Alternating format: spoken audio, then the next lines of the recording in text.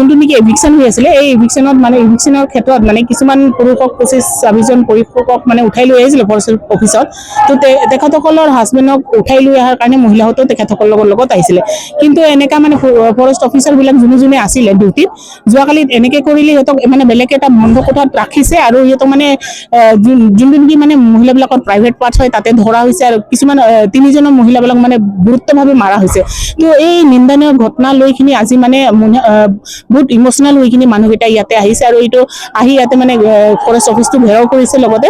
আৰু আমি মহিলা সংস্থা হৈ কিনি ইয়াতে এইটো কাৰণে আহিছো যে আমি যোনবোৰ মহিলাবিলাক মানে এই কিবাটো হৈছে মানে নিন্দনীয় ঘটনাটো যোনটো মহিলাবিলাকৰ ওপৰত হৈছে এই ঘটনাটোৰ কাৰণে আমি আহিছো আৰু তেখেতসকলক মানে উচিত ন্যায় পাব লাগে। কাৰণ আমি আজি সকলোৱে গম পাওঁ যে আমি এটা মানে কি কয় গণতান্ত্ৰিক মানে দেশত আছো আৰু এই গণতান্ত্ৰিক দেশত থকা স্বত্বেও মানে আজি মহিলাৰ কাৰণে ইমান প্ৰটেকশ্যন মানে আমাৰ ভাৰত চৰকাৰে কৈ থাকে যে আমি এনেকে প্ৰটেকশ্যন দি আছো মহিলাকেইটাক, তেনেকে প্ৰটেকশ্যন দি আছো, বেটি পঢ়াও বেটি বচাও, এনেকে কি বহুত ধৰণৰ মানে মহিলাৰ আঁচনিও আমি বহুত দেখা পাইছো। কিন্তু সেইবিলাক আঁচনি বাদ দিয়ক, কিন্তু আমাৰ মহিলাবিলাক যোনটো নেকি মানে অত্যাচাৰ হৈছে, যোনটো নেকি মানে নিন্দনীয় ঘটনা হৈছে, এইটো বিশেষকে আদিবাসী মহিলাহঁতৰ আমি ক'তো মানে শান্তিভাৱে আমি জীয়াই থাকিব পৰা নাই। আৰু এইটো মানে যোৱাকালি মানে যোনটো ঘটনাটো হয় এইটো মানে বহুত নিন্দনীয় ঘটনা হয়। এই ঘটনাটো মানে উচিত ন্যায় হ'ব লাগে আৰু যোনবিলাক মানে অফিচাৰ কেইটা ইয়াতে আছিলে তেখেতসকলৰ মানে আমি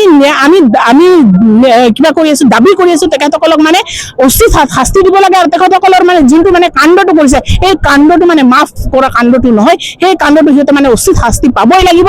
আৰু এইটো আমি মহিলাবিলাক কেতিয়াও মানি নল'ম যে আমাৰ মহিলাবিলাকক গুৰুত্বভাৱে মানে তেনেকে গুৰুত্ব অংগত মানে হাত দিয়াটো মানে বহুত ডাঙৰ কথা হয়। আৰু সিহঁতক মানে উচিত শাস্তি দিব লাগে সিহঁতক, যোনটো নেকি মানে শাস্তি মানে আইনীভাৱে দিয়া যায়, এই আইনীভাৱে মানে সি শাস্তিটো মানে দিবই লাগিব। বাই এনিহাও এই মহিলাবিলাকক মানে ৰক্ষণাবেক্ষণ দিব লাগে। আমি অনুৰোধ কৰি আছো আমাক ৰক্ষণাবেক্ষণ দিয়ক, আমি মহিলাবিলাকক আমাক ৰক্ষণাবেক্ষণ লাগে। আমি যদি ফৰেষ্ট অফিচাৰ যোনটো অফিচাৰবিলাকক আমি বিশ্বাস কৰিব পাৰো সেই অফিচাৰৰ ওচৰত যদি তেনেকা ঘটনা হয় এই ঘটনাটো আপোনালোকে কেনেকে ভাবিব পাৰে?